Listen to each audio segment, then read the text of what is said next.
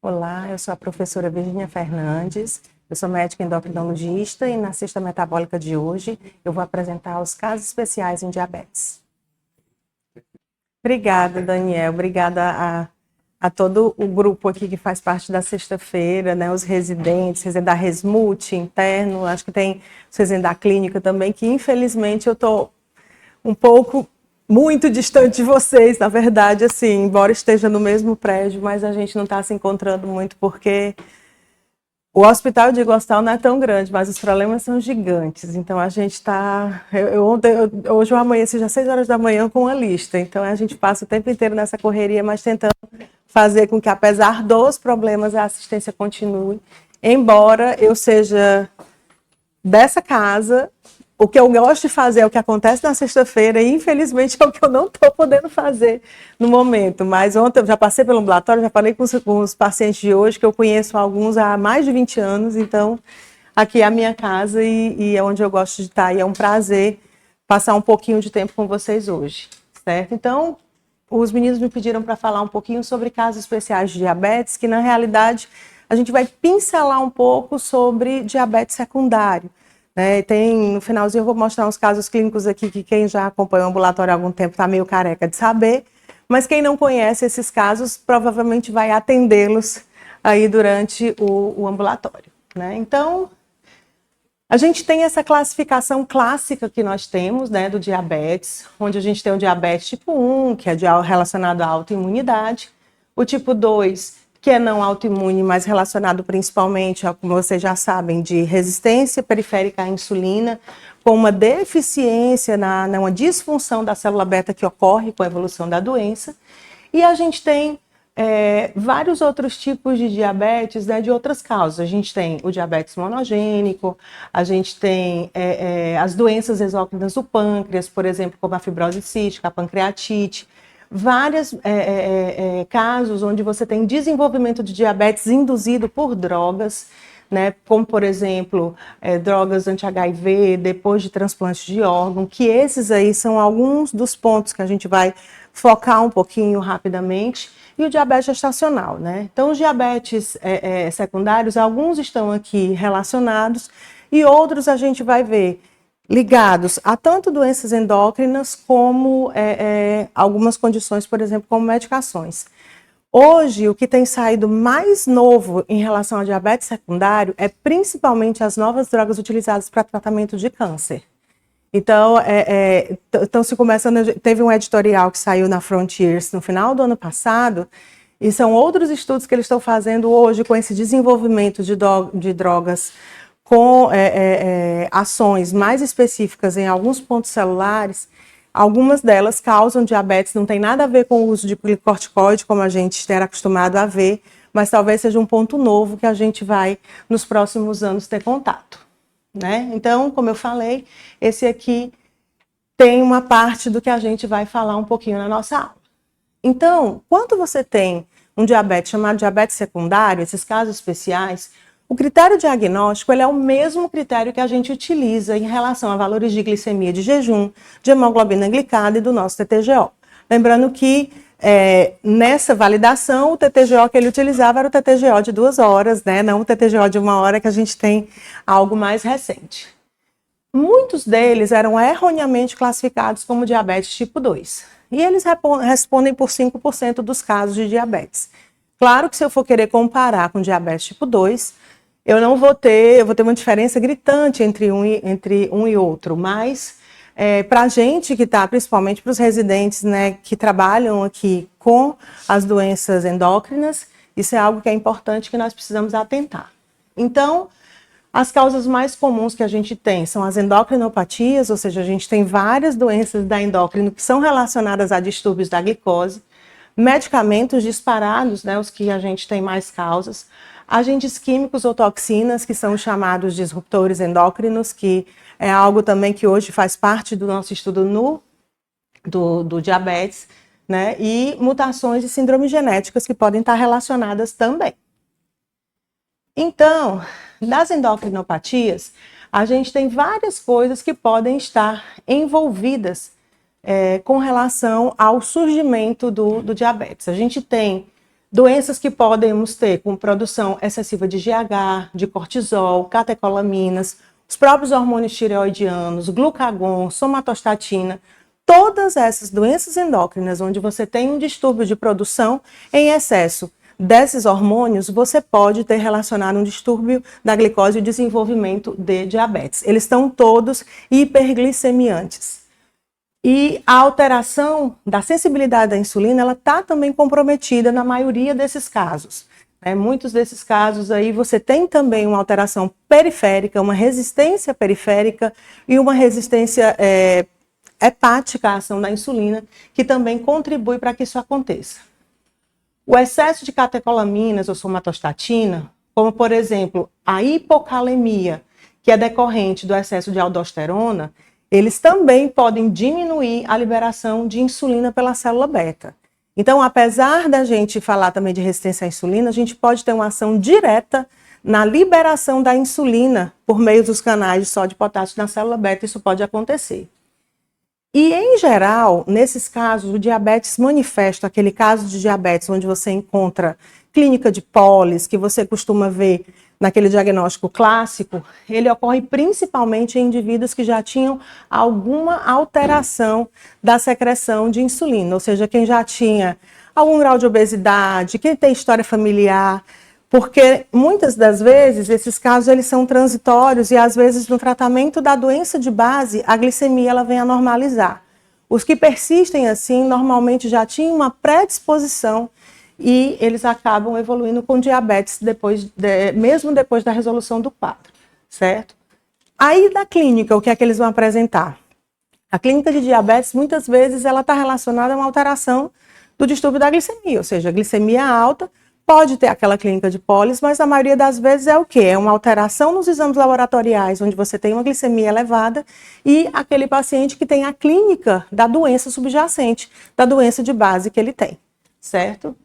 Então, esses sinais e sintomas de hiperglicemia, eles raramente estão presentes de uma forma tão chapada como a gente costuma ver, por exemplo, no DM1. Exceto em pacientes, por exemplo, com síndrome de Cushing mais grave, isso daí a gente é mais comum de ver nesses casos, né? Então, aqui a gente vê no todo o nosso eixo, né, dos nossos hormônios, a gente vê que de uma forma ou de outra, eles vão alterar, seja a nível periférico do músculo, a nível hepático, na própria ação da secreção da insulina, eles podem estar envolvidos em alguns desses mecanismos, ou às vezes em todos, que ocasionam essa alteração no metabolismo da glicose, tá? Das endocrinopatias, a gente vai falar um pouco de cada uma, né, assim, de forma rápida. A ideia não é ter uma aula tão grande que vocês tenham um ambulatório esperando, mas a gente vai falar um pouquinho da acromegalia e síndrome de Cushing, que certamente nesses pacientes no ambulatório de neuroendócrino, quando vocês vêm, ou vocês já encontram pacientes com diabetes, ou com intolerância já à glicose ou disglicemia, e vocês veem muito mais a queixa da doença de base do que propriamente, né, aquele paciente que tem diabetes que a gente vê do recém-diagnóstico. Então, aqui na acromegalia, esse aumento da produção do GH ele vai diminuir a captação periférica de glicose, vai aumentar a nível hepático gliconeogênese, glicogenólise e o aumento da resistência à insulina a nível hepático.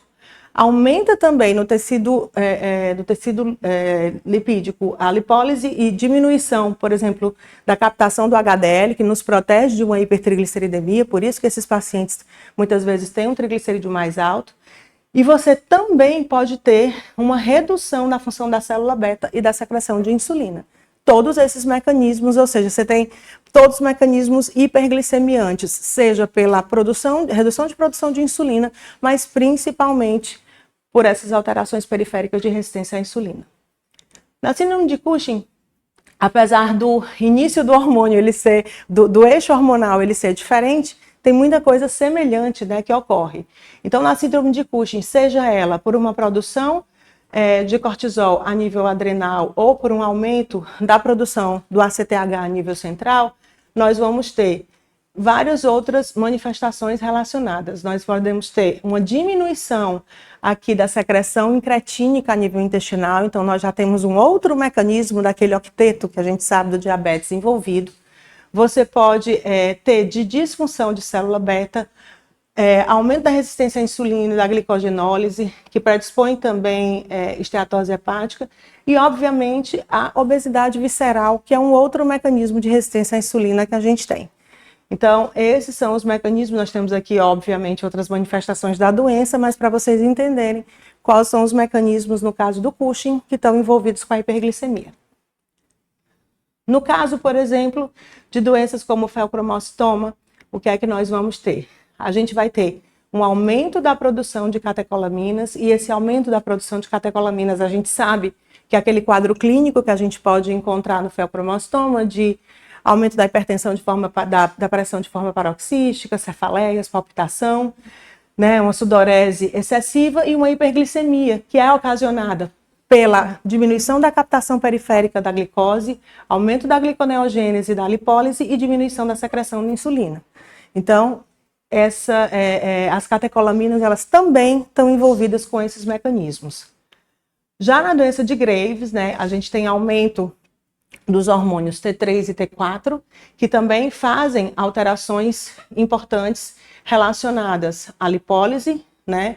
E tem outros mecanismos envolvidos. Aqui, por exemplo, a nível muscular, essas alterações desse excesso de hormônio, eles vão aumentar, né, o transporte do GLUT4, que ele é um captador de glicose a nível periférico, né? Então, esses transportadores, eles estão envolvidos, né, do GLUT4 no músculo e do GLUT2 no fígado. Então, você vai ter aumento também aumento da gliconeogênese, da glicogenose, da resistência à insulina. Outra coisa interessante que ocorre no caso do hipertireoidismo é que o aumento do peristaltismo, né, essas alterações que você tem a nível intestinal, eles podem também alterar a absorção de glicose, e isso pode trazer essa absorção errática, momentos em que você tem picos de hiperglicemia, tá? E a própria doença também, quando nos casos mais graves, você pode ter uma predisposição de apoptose das células beta-pancreáticas. A gente sempre, quando fala em diabetes tipo 2, a gente fala em disfunção e não em morte celular. Mas no caso do hipertireoidismo, você pode ter apoptose de célula beta, né, um aumento da atividade da célula alfa, lembrando que a célula alfa produz o quê? Aumento do glucagon, que vai estimular o fígado a produção também, né, de glicose, da produção hepática de glicose. E você pode ter inativação dos precursores da insulina, só por esse excesso dos hormônios. Então, são mecanismos um pouquinho mais complexos, mas que, por fim, né, acabam ocasionando a questão do aumento da glicemia. Tá? Então, temos outros aqui tumores que são mais raros, mas que podem estar, pelo próprio nome, como a gente sabe, relacionado ao aumento da glicemia, como o glucagonoma, que a gente tem o exemplo de um tumor que é um tumor relativamente grande, aqui esse que a gente tem nessa imagem. Mas o que é que nós vamos ter em relação a essas alterações? Um tumor produtor de glucagon, que vai estimular a gliconeogênese, né, e aumentar a glicose no sangue. Além disso, né, você vai ter o estímulo, né, de síntese de glicogênio também, e que tudo isso você vai ter como reserva para um excesso, né, um excesso de produção de glicose que esses pacientes podem ter. Então, é um tumor que, por si só, pelo próprio excesso do glucagon, acaba tendo essa resposta que não consegue ser compensada pela produção de insulina. Ela quase que fica meio inibida no caso dos pacientes que apresentam essa alteração. E o somatostinoma, que aí acontece nos tumores neuroendócrinos, né, que a gente vai encontrar principalmente em trato digestivo, essa produção, né, da somatostatina, o que é que ela vai ocasionar? Vai ocasionar principalmente o diabetes por uma inibição da secreção de insulina, certo? Então, eles podem ocorrer a nível pancreático, a nível duodenal, né?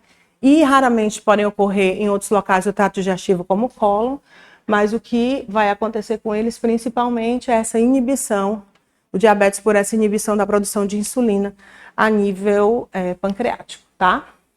Então, mostrei assim para vocês verem os mecanismos. Claro que a gente não vai sair detalhando cada um deles, e se você for ver a nível celular, a gente tem as ações bem específicas, mas a ideia é vocês sempre lembrarem que quando vocês tiverem essas doenças, é importante fazer a investigação de distúrbios da glicose, porque eles pioram o prognóstico de doença, tá? Então, de todas essas que eu mostrei, o hipertireoidismo é a causa, como causa de diabetes, ele é o mais incomum. Vocês viram que é um mecanismo que é mais, assim, que mexe em mais outros sítios, né, de alteração do metabolismo da glicose, mas ele é o mais incomum. E, obviamente, o contrário, eu tenho síndrome de Cushing disparado como que é mais relacionado, né, a diabetes. As formas de diabetes induzidas por essas doenças endócrinas, em geral, como eu falei no início, elas são reversíveis, desde que você reconheça no momento mais precoce e seja uma endocrinopatia tratável. Obviamente, a gente tem casos de pacientes com síndrome de Cushing ou doença de Cushing que mesmo após a correção, eles permanecem com diabetes. Principalmente, como eu disse, se eles tiverem um histórico de alguma alteração, como resistência à insulina, história familiar importante ou obesidade previamente, tá? No caso do tratamento, não é o foco dessa doença, mas é interessante a gente lembrar que agentes que têm ação de início mais rápido, como por exemplo sulfonilureia e insulina, eles devem ser prescritos se o tempo de uso previsto for curto, né? A gente deve sempre tentar focar no tratamento da doença e lembrando que, pela própria fisiopatologia, como eu tenho muita resistência à insulina comprometida, eu tenho que ir atrás de tratamentos que foquem para isso. Se eu for querer fazer um aumento de produção de insulina em quem já tem uma hiperinsulinemia, eu já não vou ter uma resposta tão boa. Às vezes é o que eu tenho para utilizar no tratamento, então eu procuro utilizar pelo menor tempo possível. E insulina também, a gente sabe que em excesso pode piorar a resistência à insulina nesses casos. Obviamente, pacientes mais graves, com clínica de pólis, com níveis elevados, a gente acaba usando. Mas a ideia é que não se prolongue. Vamos sempre tentar utilizar combinação de sensibilizadores com outros antidiabéticos. Vocês viram que a gente tem algumas fisiopatologias que estão relacionadas, por exemplo, à produção incretínica. Então, utilizar drogas que melhorem a sensibilidade à insulina. Hoje a gente tem análogos também, né? Os injetáveis, eles são medicamentos que a gente pode utilizar para ter uma resposta melhor, principalmente quando eu tiver uma doença onde eu tenho um tempo maior para o tratamento, né? Uma condição que a gente vai demorar mais a fazer o tratamento efetivo dessa doença, ou quando eu não consigo fazer o tratamento da doença de base de forma efetiva. Existem alguns casos, né? A gente teve já pacientes que precisaram fazer 3 cirurgias hipofisárias e não conseguiram tratar a doença de Cushing. E, como eu falei, ocasionalmente ele pode persistir mesmo depois do tratamento da doença de base, né? E quando a hiperglicemia descontrolada persiste, pode ser que exista o desenvolvimento das complicações crônicas do diabetes. Aqui a gente não vai esperar, muitas vezes a gente não tem essa complicação porque a hiperglicemia ela vem quase que concomitante com a doença de base. Então, você não tem aquela história assim dos 5 anos, né, que a gente tem, por exemplo, quando eu tenho um diagnóstico de diabetes tipo 2, que é muito tempo já de alteração. Não, ele é quase que concomitante. Como você tem, por exemplo, no DM1, a hiperglicemia é quase concomitante com o diagnóstico. Porém, se demorar esse tratamento, você pode, assim como qualquer paciente que tem muito tempo de doença, ter as complicações do DM2, tá?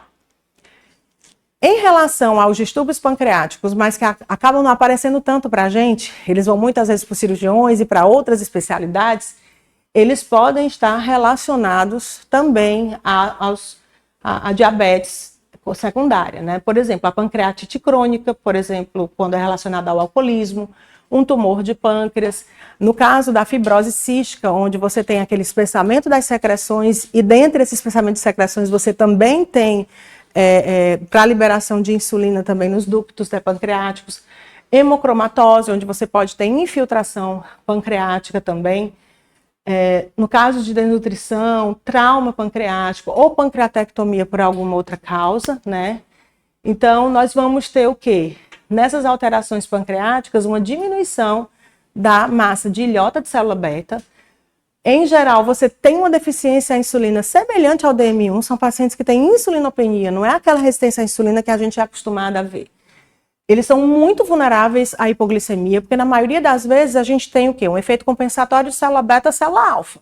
Eu tenho um equilíbrio na minha produção de insulina e glucagon que não me deixa ter hipoglicemia. Esses pacientes, eles têm hiperglicemia, mas eles têm facilmente uma hipoglicemia também que não é corrigida porque a produção de glucagon também pode estar comprometida por essa alteração hepática, né? Então, são pacientes que, do jeito que a gente tem aquelas canetinhas de epinefrina, você tem canetinhas de glucagon, alguns deles teriam até indicação para evitar essas hipoglicemias mais refratárias.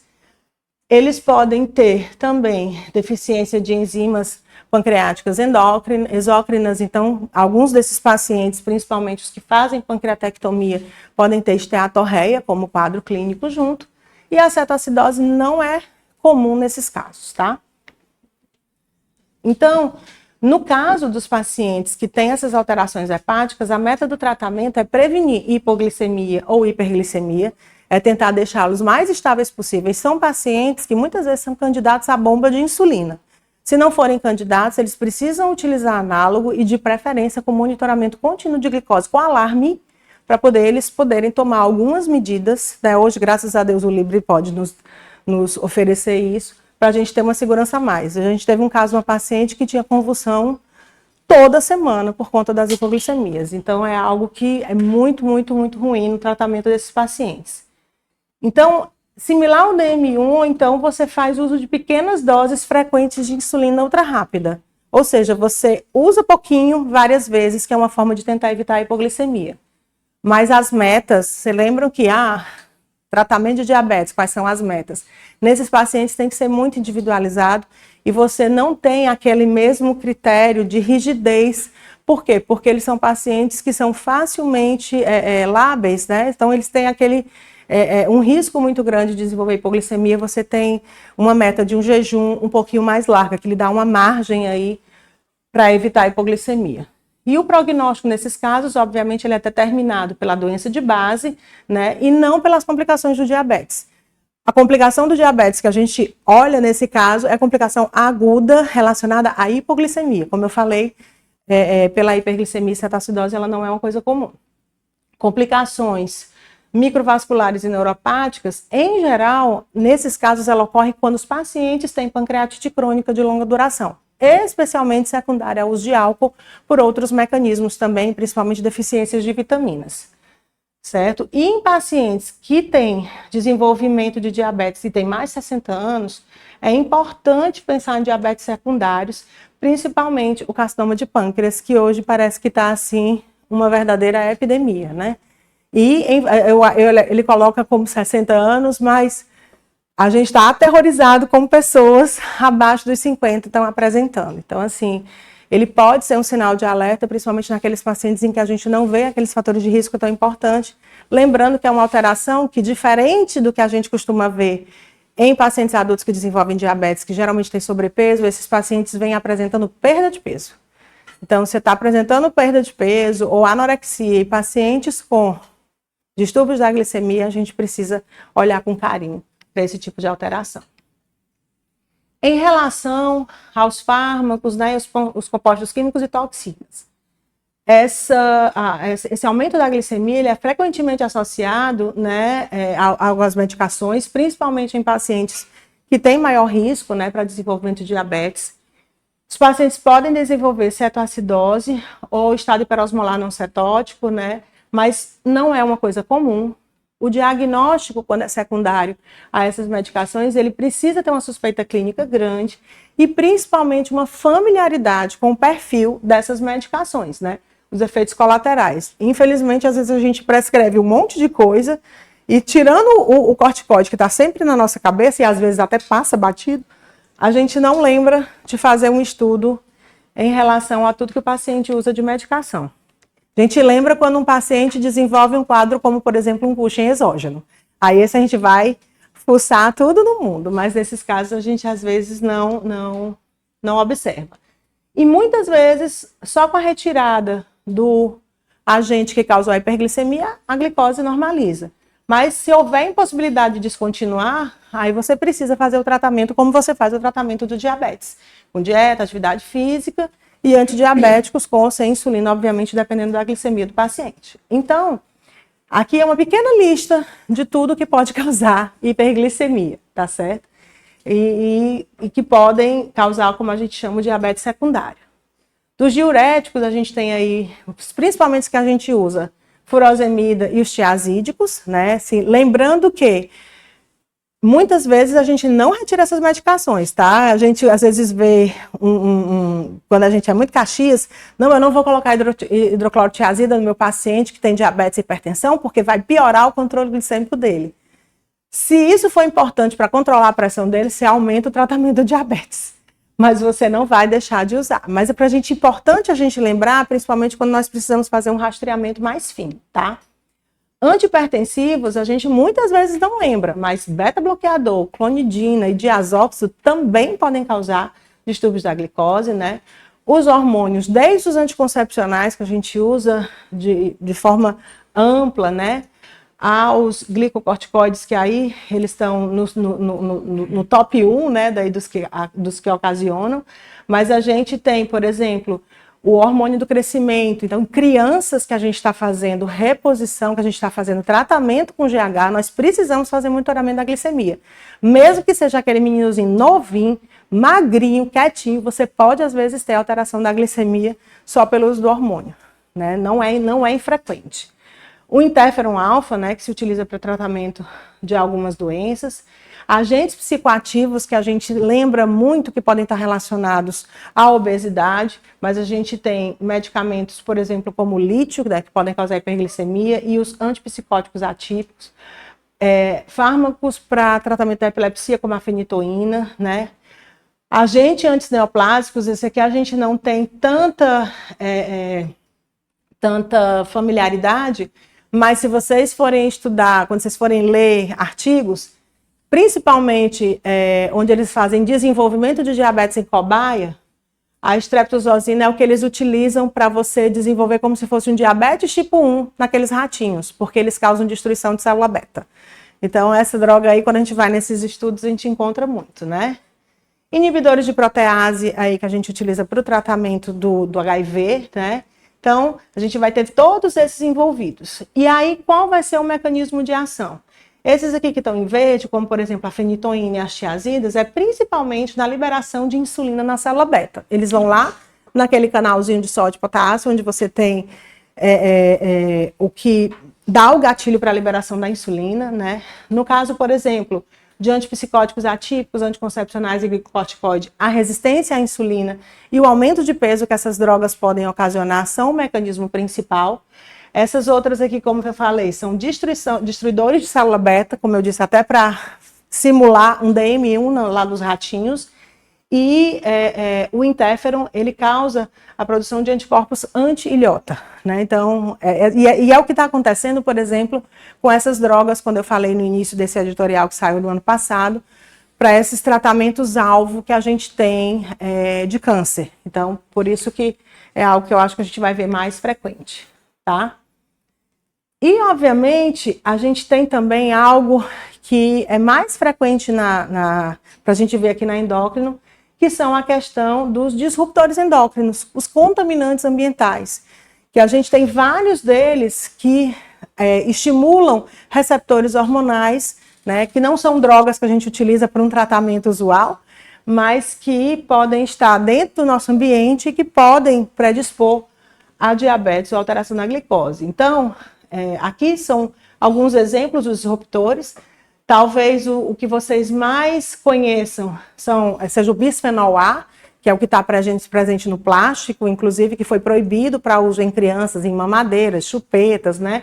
Por quê? Porque eles atuam estimulando ou inibindo receptores. Então, aqui, por exemplo, do bisfenol, ele estimula receptores de glicocorticoide, receptores estrogênicos e bloqueiam receptores tireoidianos. Então, assim, eles podem causar aumento da adipogênese, aumento de peso, né? E você pode ter uma alteração da glicose e desenvolvimento de diabetes por esses contaminantes. A gente não tem, esse aqui foi o exemplo maior que eu dei, mas todos esses outros, eles estão presentes em coisas do nosso dia a dia. Às vezes até no esmalte de unha ou na maquiagem que a gente utiliza.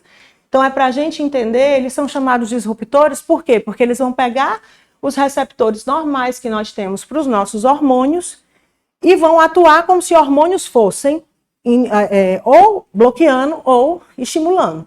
Então, por isso que eles causam essas alterações, seja de adipogênese, seja do peso, ou então aumentando ou diminuindo os níveis de insulina.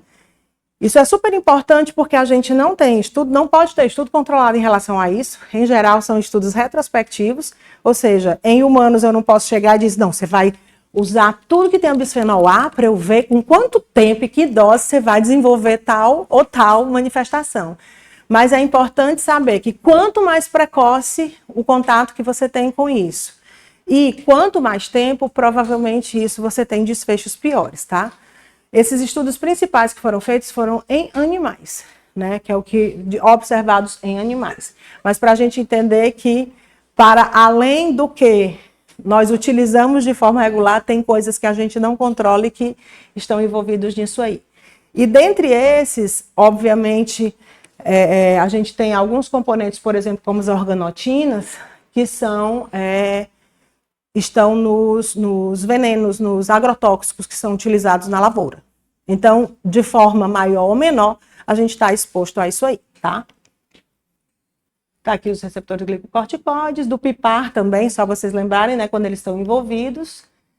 E, continuando, é grande, né, muita coisa. Mas vamos lá, das síndromes genéticas a gente tem vários distúrbios que podem causar diabetes secundários, mas aqui eu vou chamar a atenção, deixa eu ver aqui, opa. Aqui eu vou chamar a atenção para algumas delas, né? Vocês estão vendo que o MOD tá ali, né, que vocês vão ver bastante. Os genes de transferência do RNA mitocondrial, que aí o pessoal já fala de diabetes mitocondrial, né? O pessoal, assim, cada vez o pessoal vai lá mais dentro da célula para ver isso daqui, mas a gente tem várias outras alterações que também a gente precisa ter cuidado, né? E olhar com carinho, principalmente para a gente, para a Deville, né? A condroplasia, síndrome de Down, Klinefelter, Turner, as síndromes progeroides, que algumas lembram muito as lipodistrofias que vocês veem na sexta-feira, né? Que podem estar associadas a isso aí. Então, falando um pouquinho das síndromes genéticas que estão mais relacionadas ao desenvolvimento de diabetes, eu queria falar um pouquinho da fibrose cística, que é um perfil de paciente que a gente não atende. Quem passa pelo SEIBIN na pediatria vê muito mais, né? Então, o diabetes ele é a comorbidade mais comum da fibrose cística. Embora esses pacientes não cheguem para a gente, é muito comum e eles têm essa condição. E para vocês verem, ela é muito frequente, 20% dos adolescentes que têm essa condição têm diabetes, né?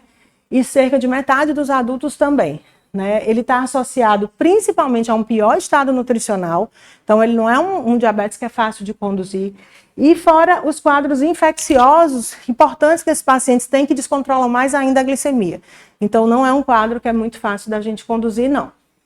E, obviamente, a deficiência da insulina é a principal alteração, lembrando, né, daquele espessamento que a gente tem, né, das secreções a nível pancreático, né, que você pode ter essa alteração na produção e, às vezes, ter tromboses, microtromboses dentro do próprio pâncreas que impactam nessa produção de insulina. E a infecção e a inflamação também que esses pacientes têm, além da resistência à insulina, eles podem ser contribuidores do desenvolvimento do diabetes, tá? E aí, nos casos de síndromes genéticas, existe, no caso da fibrose cística, existe a necessidade de uma triagem anual com o TTGO, que a gente deve começar aos 10 anos de idade nessas crianças, e deve ser feita em todos os pacientes com fibrose cística, que para esse rastreamento e você começar o tratamento mais precoce, tá? Hemoglobina glicada, para esses pacientes, ele não é recomendado como teste de triagem, como a gente usa de diagnóstico para as outras coisas, né? O tratamento e metas a gente precisa individualizar, porque são pacientes, como eu falei, mais graves, são pacientes que têm infecção associada, então a gente precisa olhar caso a caso, e tem desnutrição, que é outro fator. Tratar diabetes com desnutrição é uma desgraça. Você tratar um diabetes no paciente obeso, a gente acha ruim, experimenta tratar num paciente com desnutrição ou um paciente que tem anorexia. É um inferno na terra, é dificílimo. E a partir dos 5 anos, depois do diagnóstico de diabetes, precisa fazer um monitoramento para complicações, porque diferente de quase todos os outros que eu falei, esses pacientes podem sim ter complicação do diabetes mais frequente que aqueles outros quadros, tá? Aqui vocês já estão enjoados de saber, né? As lipodistrofias, antes a gente chamava diabetes tipo 2, diabetes por resistência à insulina, mas na realidade, o diabetes lipotrófico ele é algo à parte, né? são pacientes que têm um diabetes secundário a uma doença de base, que a gente sabe hoje, com o tratamento que nós temos, se ele for introduzido de forma precoce, você consegue curar o diabetes desses pacientes.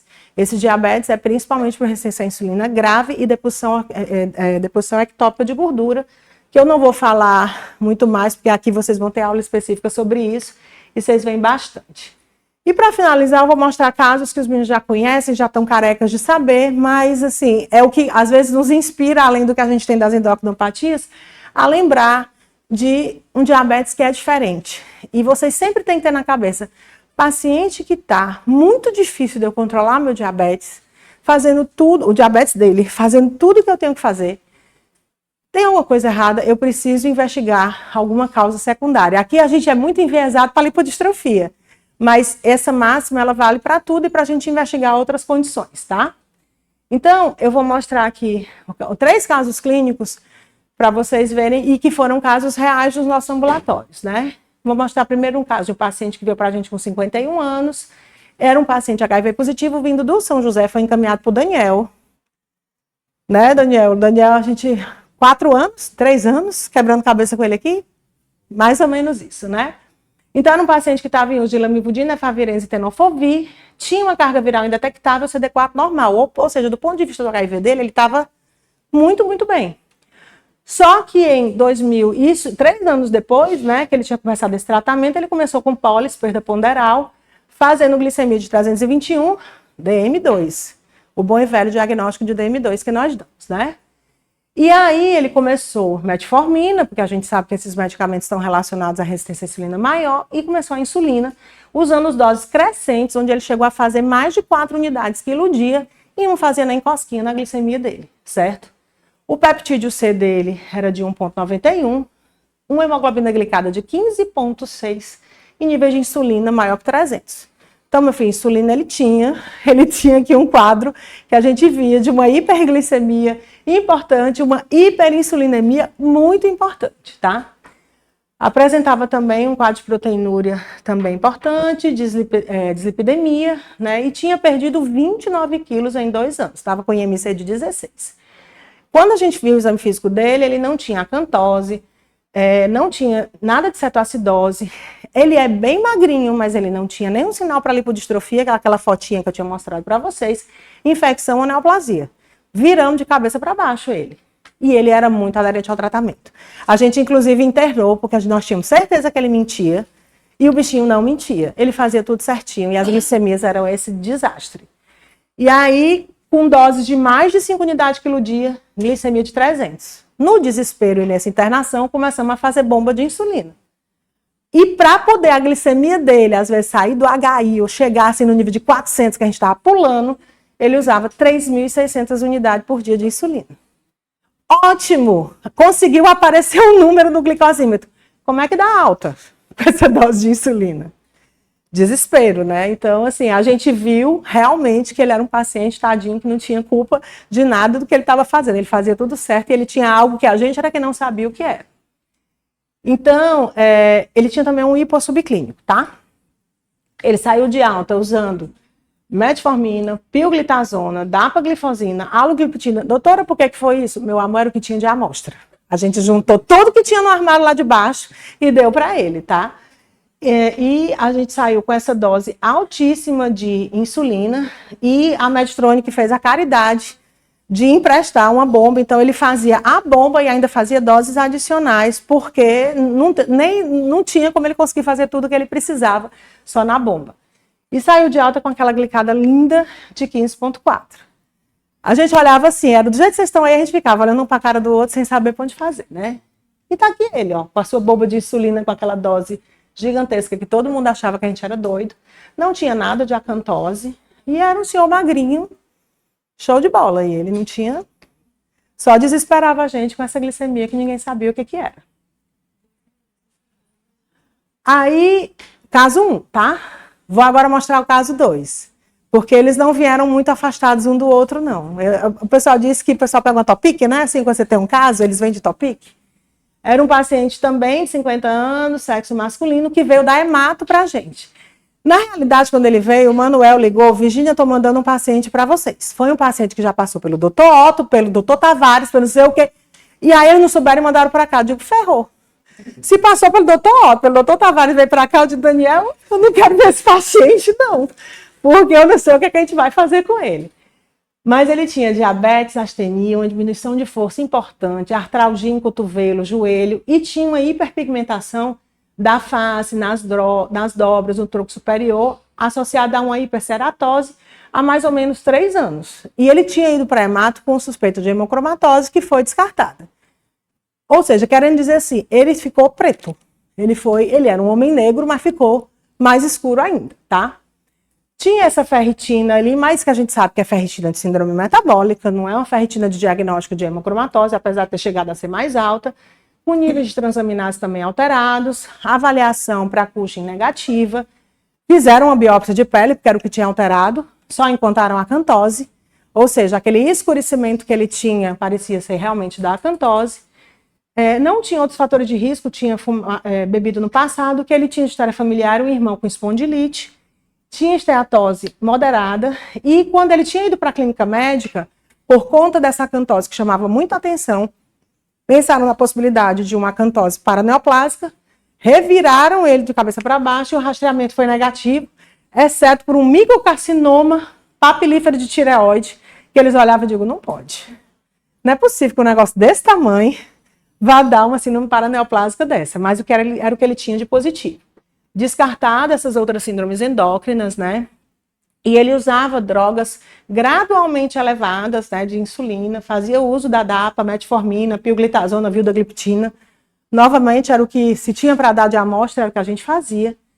E ele, diferente do outro paciente, ele era bem gordinho e aumentava de peso, chegou a 124 quilos, tá?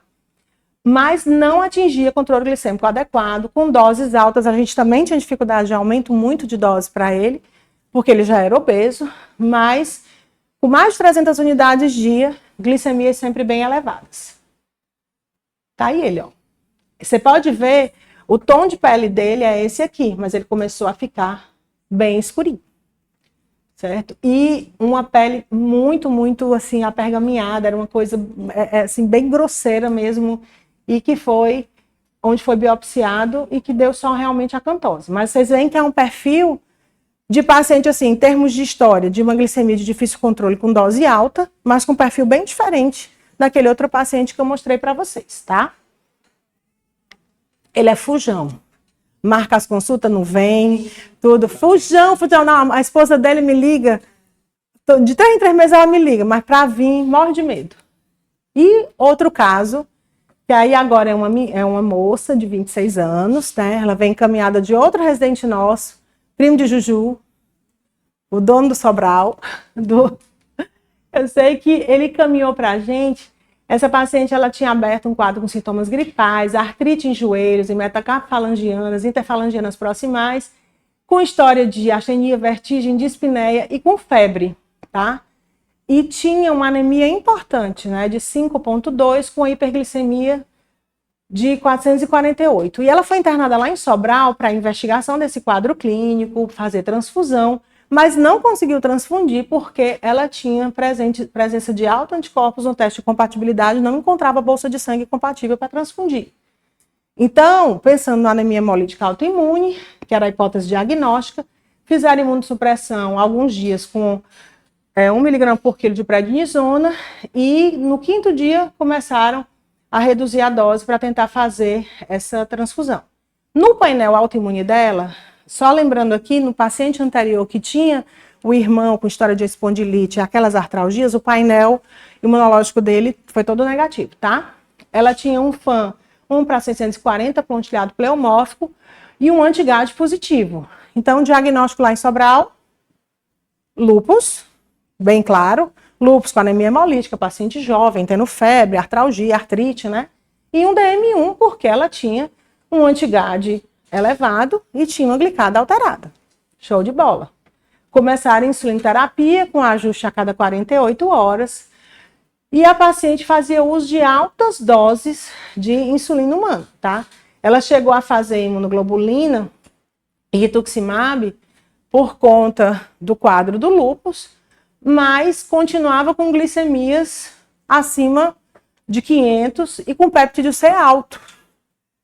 Estranho para a gente pensar no DM1, né? E o contato do Samuel com a gente foi: doutor, eu tenho um DM1 que não responde à insulina. E tá aqui ela. Certo? Então, assim, também não tinha acantose, nada que chamasse atenção. São 3 pacientes com fenótipos completamente diferentes. Mas 3 pacientes com glicemia muito alta, que a gente dá insulina e parece que está fazendo nada, está dando água, né? Então, o que é que acontece? O que é que eles têm em comum? Isso que eu falei. E vem para o nosso ambulatório, tá? É diabetes, vem para cá. Diabetes controlado, vem para cá. Então, eu não estou inventando nada. Isso aqui apareceu no nosso ambulatório. E aí, eles têm o quê? Diabetes com resistência à insulina muito grave. Eles fogem com toda aquela terapia. Eu não tinha um paciente usando menos de 4 drogas ou usando doses muito elevadas e não respondia absolutamente nada, né?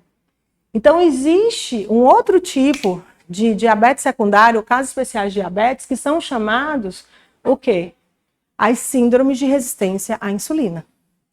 Certo? Então, a gente tem síndrome de resistência à insulina do tipo A, do tipo B e do tipo C, e que ali os sintomas, eles são relacionados, seja à idade, no tipo A você tem um hiperandrogenismo, né? Tem resistência à insulina, obviamente, a acantose, geralmente não são pacientes obesos. O tipo B são pacientes caracteristicamente com hiperglicemia refratária e uma resistência à insulina muito grave. E o tipo C ele é mais raro, ele é uma variante do tipo A e essa síndrome HARE-AM, que é uma síndrome bem mais rara. Então, o que é importante a gente ver? É que nós temos as causas que podem ser mutação, né, dos genes que são relacionados ao gene receptor da insulina, e você pode ter essa mutação e que a insulina não consegue se acoplar. Então, esse gene é mutado, então você produz a insulina, mas ela não consegue se acoplar para agir. Você pode ter a produção de autoanticorpos que bloqueiam o receptor, ou seja, o receptor ele é normal, mas esses autoanticorpos competem, e aí você não tem a insulina agindo, porque esses autoanticorpos estão lá ligados, né?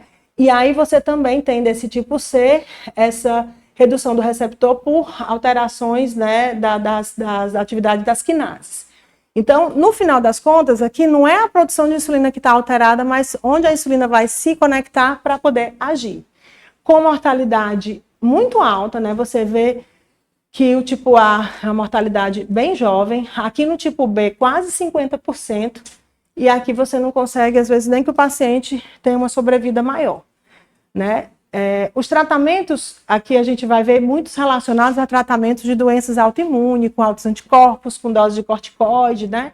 Que a gente pode fazer. Mas os nossos 3 pacientes, eles tinham tipo B. A gente foi investigar e todos eles tinham alto anticorpo antirreceptor da insulina.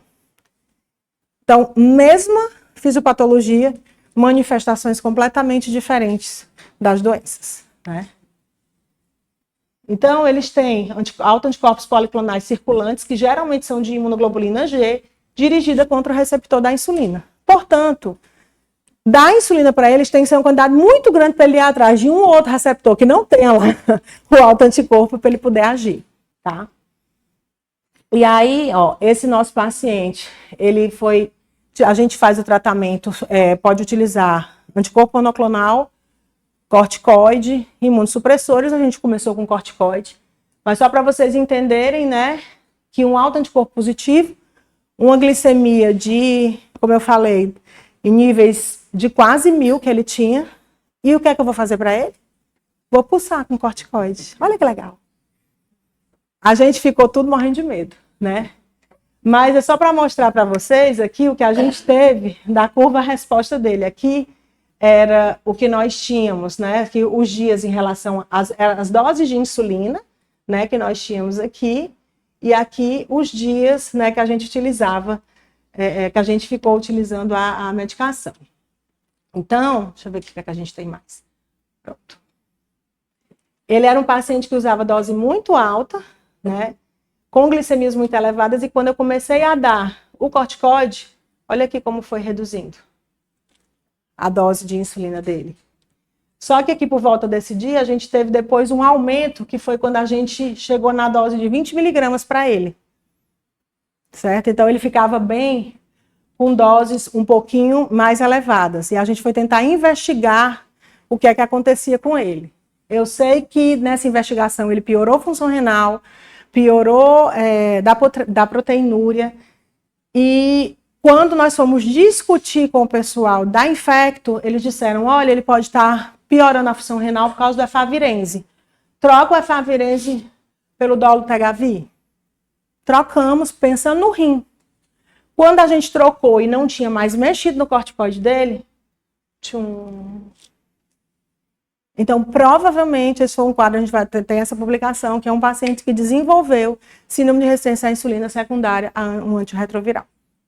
Então, provavelmente, a medicação foi o clique para ele desenvolver esse quadro. Ele não tinha nenhuma doença autoimune, né? Já esse paciente, né, mesma coisa, né, tinha o anticorpo positivo, usando prednisona, tinha acantose. Ele piorou a glicemia com os de 40, quando a gente estava desmamando, que chegou com 40 de prednisona. E aí ele foi um dos pacientes que a gente precisou ampliar a nossa terapia. Então, só voltando aqui, esse paciente, depois que a gente desmamou totalmente, trocou a droga, ele está em uso só de metformina. Aquele paciente que saiu com mais de 3.000 unidades, tá? Então, reverte mesmo, ou fica só com uma intolerância.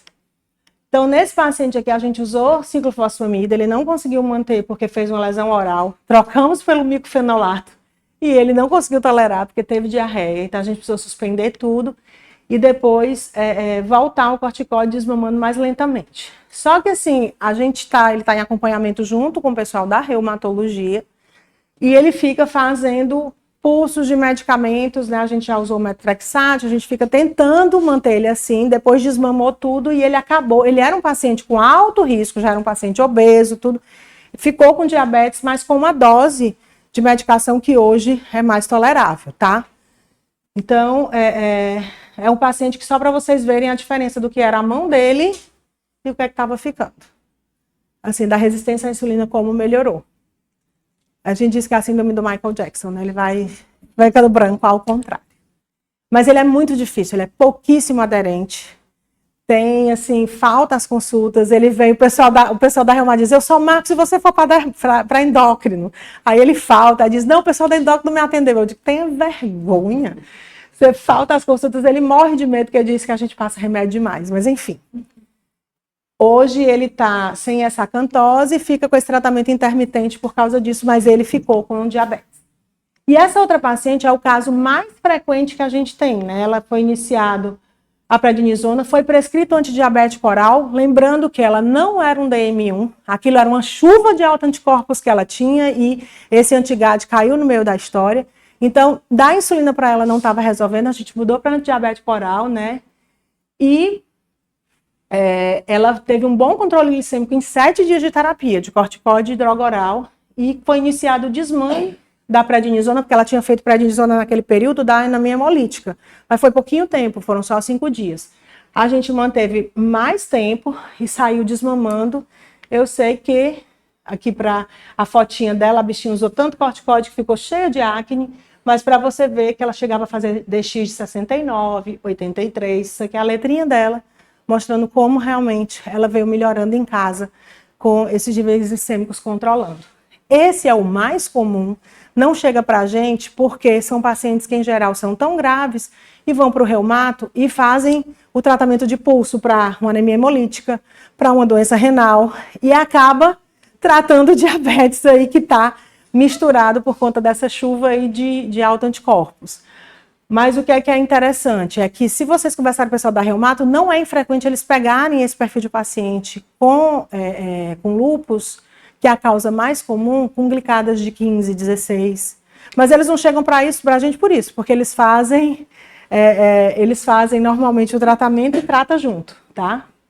Então, vocês verem casos completamente diferentes, o mais comum que é de doença autoimune, o outro que é de uma droga, então são casos que surgem e que são difíceis, mas que a gente consegue tratar e consegue diagnosticar. Então, só para vocês levarem mensagem para casa, né, esses diabetes secundários ou de casos especiais, eles muitas vezes são condições pouco valorizadas, mesmo na nossa literatura especializada. Se vocês forem olhar, é tudo pulverizado, certo? A gente não encontra assim, eu vou encontrar um capítulo para estudar isso. Encontra não. Se você encontrar, sempre falta alguma coisa. Existe uma grande variedade de condições associadas ao desenvolvimento, que vão desde doenças, como a gente viu, a medicamentos, e eu coloco os disruptores endócrinos nessa linha também, para complementar. Muitas endocrinopatias alteram o metabolismo da glicose, certo? E condições relacionadas ao aumento da resistência à insulina são as que mais se destacam no desenvolvimento do diabetes secundário, exceto, como a gente viu, na fibrose cística, né, que a gente tem uma alteração pancreática propriamente dita.